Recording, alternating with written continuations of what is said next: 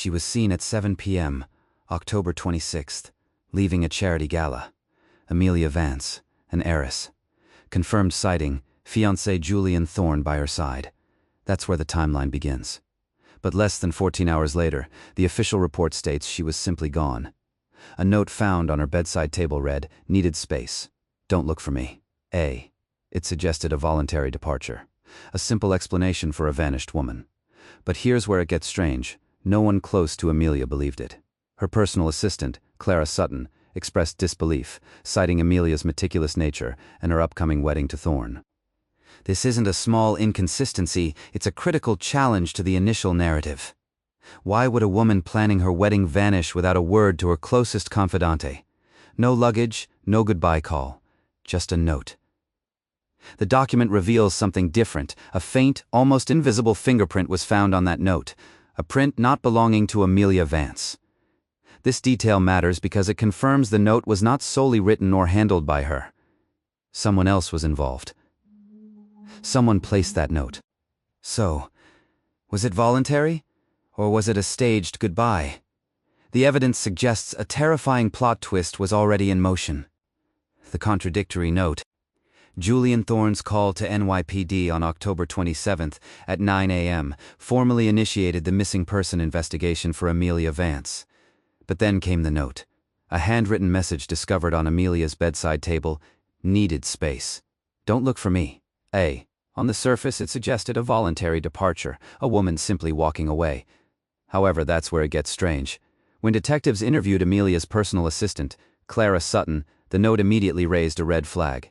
Clara, who knew Amelia's meticulous habits and her excitement for the upcoming wedding to Julian, found the idea of Amelia leaving such a casual, poorly worded message utterly unbelievable. She stated Amelia was not one to simply disappear without a trace, especially not with the sapphire necklace, a family heirloom, still mentioned in news reports as being worn that night. That detail matters. Why leave such a vague note, yet leave behind no other indication of distress or intent? The note itself, a seemingly simple piece of paper, became the first major discrepancy in what was initially presented as a straightforward missing persons case. The police report confirms its discovery, noting its cryptic nature. But upon closer forensic analysis, an almost invisible fingerprint was found on the paper. A print that did not belong to Amelia Vance. This single, tiny detail, a fingerprint not matching the assumed author of the note, shifted everything. It suggested external involvement, transforming the narrative from a voluntary disappearance into something far more unsettling. The evidence on that note, a faint impression left by an unknown hand, complicated the entire investigation and raised an important question. If Amelia didn't write it, or at least wasn't the sole person handling it, then who did? And with what motive? A life of privilege. Na stoliku noknym Amelii, obok doskonale pościelonego łożka. Policja odnajduje enigmatyczne notatkę. Krotka, pisana o pośpieciu. Potrzebuje przestreszeni, nie szukaj mnie. A podpisana jedynie inicjalem, ko już wydaje się dzinne, biorek podoba je zwyczaje, o których dowiemy się plezie. Tu jednak na ten moment zmienia wzóżko. Nagla decyzja odeksił, jak sugeruje treść. Ale czy na pewno? Ten jeden skrawek papieru, zdawałoby się, może zakończyć śledztwo, zanim się na dobre zaczęło. Ale tutaj zaczyna się robić ramde interesująco. Ponieważ ten jeden skrawek papieru, zamiast zamknąć sprawę, staje się kluczem do dalszych pytań. Notatka. Telorha mila bądź pożegnanym, szybko udziania swoje niedoskonałości.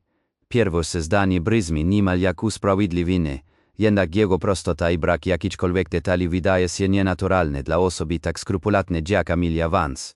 Następnie badanie samego podpisu, pojedyncza litera A dla osoby, która zazwyczaj podpisywała się pełnym imieniem i nazwiskiem Mehmet pod nadmiernie ważnymi dokumentami. Ta cecha charakteru, skrupulatność, szybko raka w zeznaniach. To wszystko rzuca cień na autentyczność tego odestareszczenia, ale nikt nie krzyczy głośniej niż ślady pozostawione na samej karcie. 2 dni po odnalezieniu notatki, a dackoltyni 29 per pariantia, oczesna analiza kryminalistyczna ujawnia subtelny, niemal niewidzialny odcisk palca. Nie należał do Amelii, co to oznacza? że notatka nie została napisana ani nawet jednorazowo dotknięta wykluźń przez nią. Ktoś inny trzymał ten papier. Ktoś inny miał dostęp do mieszka, to tak rande powinno być bezpieczne i prywatne. Tu zmienia kala narrację sprawy. Tu już nie jest, jak paktuliko gakeldano, dobrowolne nikniecie. Tu przestępstwo. Lub sosi, koma je bardzo baktlądy imitowych. A tutaj, drodzy blajemfo, zaczyna się nasza opowieść o życiu pełnym privilegiu, surhu Amelia Vance. The silent witness. The note found on Amelia's bedside table read, "Needed space. Don't look for me. A seemingly straightforward message suggesting a voluntary departure. This single piece of paper could have closed the case before it even began, shifting blame from potential foul play to a troubled heiress seeking solitude. But here's what the timeline shows.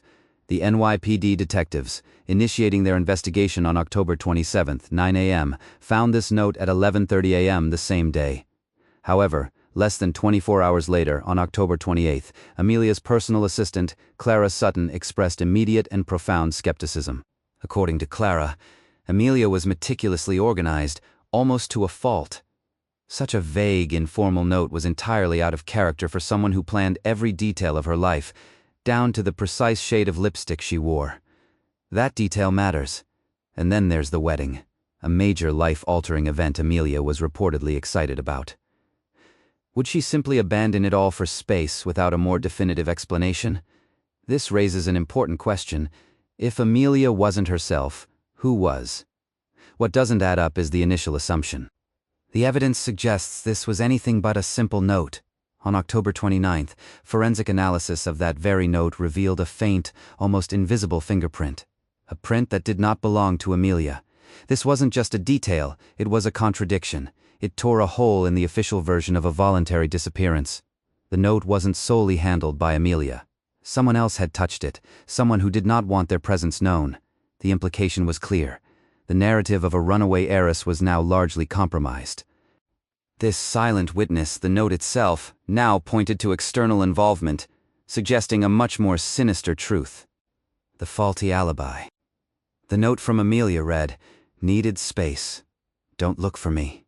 A clear, concise message suggesting a voluntary departure, except it wasn't. Forensic analysis of that note revealed a faint, almost invisible fingerprint, a print that did not belong to Amelia. This singular detail shattered the initial police theory. Someone else had handled that note, someone who wanted to guide the investigation away from the truth. The narrative of a heartbroken heiress simply needing a break suddenly became a carefully constructed alibi. This introduces the unsettling question. Who else was in Amelia's apartment, planting evidence, and why? Then there's the car. Surveillance footage surfaced from a gas station outside the city, showing Amelia's vehicle heading north. The driver was an unidentified figure, cloaked in a hooded sweatshirt, obscuring their face. Amelia herself was not visible. What's critical here is not just that her car was driven by someone else, but that the initial police report and Julian Thorne's statement had focused solely on her personal effects, the note, her missing passport. They overlooked the car. The car was found abandoned 2 days later, hundreds of miles away. No sign of Amelia. The question then becomes, was this an abduction, or was this a staged event to throw investigators off the trail? The evidence, limited as it was, suggested a meticulous effort to mislead. The phantom fingerprint on the note, the anonymous driver, the abandoned vehicle. What doesn't add up is the precision of it all, almost too perfect. This calculated misdirection points to a level of involvement far beyond simple opportunity. It suggests planning and strategy. Now, let's revisit the fiancé, Julian Thorne. His initial statements positioned him as a worried, albeit somewhat vague, partner. But the subtle inconsistencies, the almost too convenient note, began to paint a different picture. And what about the family? Amelia was a wealthy woman, an heiress. The kind of wealth that often attracts more than just love. The evidence suggests a complex web, a hidden offshore account under Amelia's name, discovered by a private investigator hired by her family, with large sums mysteriously moved in recent months. This detail matters. It reveals a hidden aspect of Amelia's life, a financial undercurrent that could provide a powerful motive for disappearance or worse. The official versions seem to ignore the financial trail, a paper trail that often tells its own, much darker story, a story that points directly toward betrayal and orchestrated deception. What Julian Thorne knew or failed to disclose began to take on a far more sinister implication. The secret life. The alibi for Julian Thorne had fallen apart. But that wasn't the only crack forming in the official story. Because on November 5th, a private investigator, hired by Amelia's family, unearthed a series of financial records. These weren't the kind of details that surface in public statements. They revealed a hidden offshore account in Amelia Vance's name, an account nobody seemed to know about, least of all her fiancé. Large sums of money, we're talking hundreds of thousands, had been moved mysteriously in recent months. That detail matters, because it painted a picture of Amelia Vance that was far more complex than the heiress we thought we knew. The woman who sought space in a cryptic note apparently had a secret financial life, one that was actively managing substantial wealth off the books. This wasn't just a sudden whim to escape her life. This was something planned, deliberate, and hidden. What doesn't add up is why someone with such meticulous financial arrangements would simply vanish, leaving behind an unexplained fortune. Or perhaps that fortune was the very reason she disappeared. This raises an important question. Was Amelia simply running away from her life? Or was she running with something or someone from her hidden financial dealings? The evidence suggests a level of premeditation that goes beyond a spontaneous decision to leave. It points to a carefully constructed secret life. And this hidden life, filled with offshore accounts and large transactions, suggested a motive far more intricate than a simple family dispute or a lover's quarrel. It hinted at high stakes, real money. And that takes us to Julian Thorne again, because the next piece of evidence connected him directly to this hidden world, or at least to what Amelia valued most in it. The experts' doubt. Julian Thorne's attempt to sell the sapphire necklace, a piece identical to Amelia's, felt like a definitive turn. It presented a tangible link, a clear motive. But in investigations like this, even the most direct evidence can have layers. The jeweler who identified the necklace from news reports described Thorne as nervous, almost desperate. That detail matters. After all, if he possessed Amelia's necklace and was trying to sell it, what did that truly mean for her disappearance? Thorne was brought in for questioning on November 9th. Under interrogation, he maintained his innocence. Yet, according to police records, he struggled to explain his possession of the necklace. His story kept shifting. First, he claimed Amelia had given it to him before the gala, then that he found it purely by chance, tucked away in a drawer in their shared apartment. Neither explanation truly held up under scrutiny. The official version seemed to be solidifying. Julian Thorne was now the prime suspect. However, a crucial piece of internal debate was missing from official reports. A forensic jewelry expert, Dr. Evelyn Reed, brought in by the prosecution to confirm the necklace's authenticity, raised a significant concern.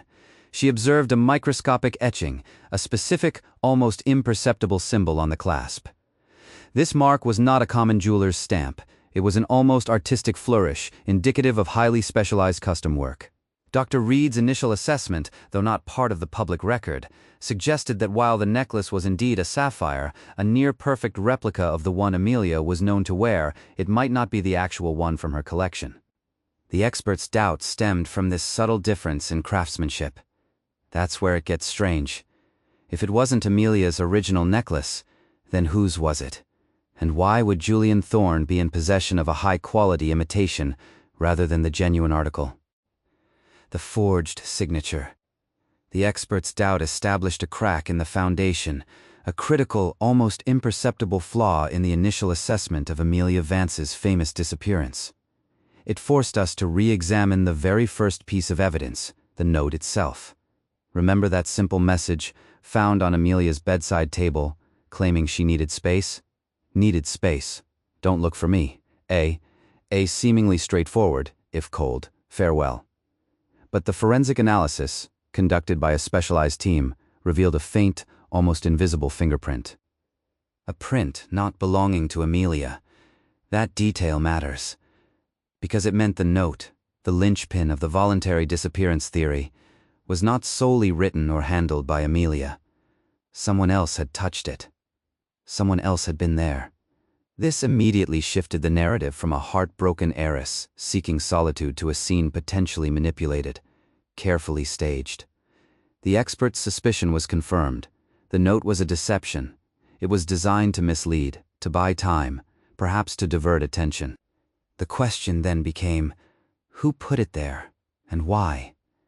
The signature itself, that stark, singular A, is now cast in a different light. Was it an approximation of Amelia's hand? A crude forgery for someone unfamiliar with her nuanced style? The initial assessment was that the print must have been an accidental trace from someone delivering the note to Amelia's room, a domestic staff member perhaps. But the analysis showed placement consistent with handling the paper during its creation, not just its delivery. It's a subtle distinction, but one that changes everything.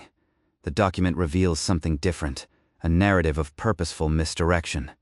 This is where it gets strange because this forged signature, this tiny detail, suggests a level of premeditation that goes far beyond a simple missing person case. This implied involvement of a second party directly contradicted Julian Thorne's initial statement, where he claimed only he and Amelia had access to that room. This tiny, almost overlooked fingerprint now screamed of a more sinister plot unfolding. It wasn't just a note. It was a trap, and someone walked right into it, or perhaps set it. The ticking clock. Julian Thorne was now the prime suspect. The sapphire necklace, identical to Amelia's, found in his possession, that was a direct link. But the clock was ticking, and the actual location of Amelia Vance remained unknown. The police report, which now shifted its focus entirely to Thorne, indicated increased pressure to locate Amelia alive. This intensified scrutiny on Julian, transforming him from a grieving fiancé into a figure of deep suspicion. He maintained his innocence during questioning, but his struggle to explain the necklace's presence was glaring. Detectives pressed him on the origin of the necklace, his alibi a tangled mess of evasions. He claimed he'd found it, then that Amelia had given it to him for safekeeping, contradictory statements that only deepened the investigators' distrust. What didn't add up was the urgency, the palpable shift in the investigation's momentum. One question remained unanswered in the official record. What triggered this heightened sense of urgency? It wasn't just the jewelry. Something else was driving this ticking clock. That detail matters, because it suggests the police were working with information they weren't yet revealing to the public, information that hinted at far more than just a missing person. The hidden motive. Julian Thorne's attempt to sell a necklace identical to Amelia's. That detail matters. The jeweler, astute and familiar with the Vances, immediately recognized the sapphire piece from news reports. Thorne, when questioned, claimed it was an heirloom. But here's what the record shows. The specific design, the cut of the stones, the unique setting, all pointed to the Vance family's signature heirloom, Amelia's necklace. Police brought Thorne in for questioning. He maintained his innocence as expected. Yet, his explanation for possessing a necklace that, by all accounts, should have been with Amelia, was anything but clear. He stumbled over dates, contradicted himself on how it came into his possession. That's not a small inconsistency. The official version leaves this unexplained, and it raises a critical question. Why would Thorne have Amelia's most distinctive piece of jewelry if she had simply, as he initially claimed, vanished? The hidden offshore account, uncovered by the private investigator, now takes on new significance. Consider this. Large sums of money moved mysteriously in the months leading up to Amelia's disappearance. Financial records reveal a pattern of withdrawals, not deposits, from an account that Amelia kept entirely secret from Thorne, from her family, from everyone. What doesn't add up is the sudden urgency of these transactions. The evidence suggests a motive far more intricate than a simple abduction or flight. Was Thorne aware of these hidden funds? Did he believe he had a claim? The jewelry, the finances, the flimsy alibi, these threads begin to weave a disturbing picture. It seems less like a loving fiancé desperately searching, and more like someone managing assets. The timeline here starts to break down again. If Amelia left voluntarily, why would her fiancé be attempting to offload her most valuable possession just days after her disappearance was reported? This is the part that raises further questions. And one more thing.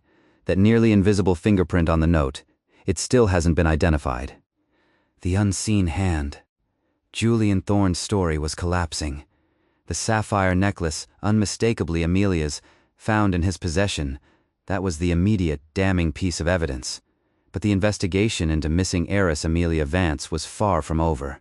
The real question wasn't just Julian's involvement, it was the extent of it, and who else might be pulling strings from the shadows. That's where the unseen hand comes into play. A detail in the forensic report from November 12th, the one examining Amelia's cryptic note. Remember the note? Needed space. Don't look for me. Initially, it suggested a voluntary disappearance. Then, the faint non-Amelia fingerprint on it, as discovered on October 29th, immediately complicated that narrative. But the November 12th report goes deeper. Further forensic analysis didn't just confirm a foreign print. It found traces of an unfamiliar adhesive, a specific type, consistent with what's used to attach small, thin objects to paper, like a pre-printed signature. This wasn't Amelia's handwriting. This was a cutout, carefully placed. And that detail matters because it proves the note was not only planted, but meticulously fabricated. It points to a level of calculated deception beyond a simple staged kidnapping, beyond Julian acting alone. If Julian was the sole perpetrator, why the effort to fake a note so elaborately, complete with a fake signature? He had access to Amelia's belongings, presumably her signature. But this sophisticated forgery suggests someone else, someone with the means and the motive to craft a perfect illusion. It implies an orchestrated move, a meticulous removal of Amelia from her own agency. The pattern of deception here hints at a deeper game. It's what the official reports focused on Julian momentarily overlooked. The note isn't just a clue, it's a signature, but not Amelia's. It belongs to the unseen architect of her disappearance. The echo of truth. The echoed truth, a chilling clarity that cuts through months of obfuscation. Julian Thorne, once the grieving fiancé, now stands unmasked not just as a thief, but as a murderer. The sapphire necklace, that glittering symbol of love and betrayal, became the undeniable thread connecting him to Amelia's fate. His attempt to sell it, a desperate act of greed, shattered his carefully constructed facade. But as the legal process unfolded and the judge's gavel rendered its final, devastating verdict, what emerged was a far darker picture than mere financial opportunism. The motive, the insidious root of this tragedy, wasn't simply money, it was control, a twisted desire to possess not just Amelia's assets, but her very life. The forensic evidence from the police investigation, specifically the traces of a powerful sedative found in her system, proved crucial. It confirmed that Amelia Vance did not simply vanish, nor did she leave voluntarily. She was taken, rendered unconscious, then disposed of. Julian Thorne's meticulous planning, his calculated use of a forged note and a staged disappearance, was all designed to buy him time to liquidate her assets, time to vanish himself, perhaps before the full weight of his actions came crashing down. The gas station footage, initially a tantalizing but frustrating clue, now served as a grim testament to his calculated depravity. It wasn't an unknown abductor. It was Julian, driving Amelia's car, her body likely hidden, his face obscured by the hood, a final, desperate attempt at anonymity. This case, like so many, forces us to confront uncomfortable questions about trust, about what lies beneath the surfaces we meticulously construct. It's a chilling reminder that sometimes the most terrifying plots are woven not by strangers in the dark, but by those closest to us. The official narrative, initially clouded by a voluntary disappearance, eventually yielded to the persistent, quiet insistence of evidence. The timeline, once riddled with gaps, was meticulously reassembled by investigators, piece by painstaking piece, until Julian Thorne's actions left no plausible alternative. And while justice may have found its course for Amelia Vance, the echo of her fate serves as a stark warning. The truth, no matter how deeply buried, will eventually find its voice. Case closed for now.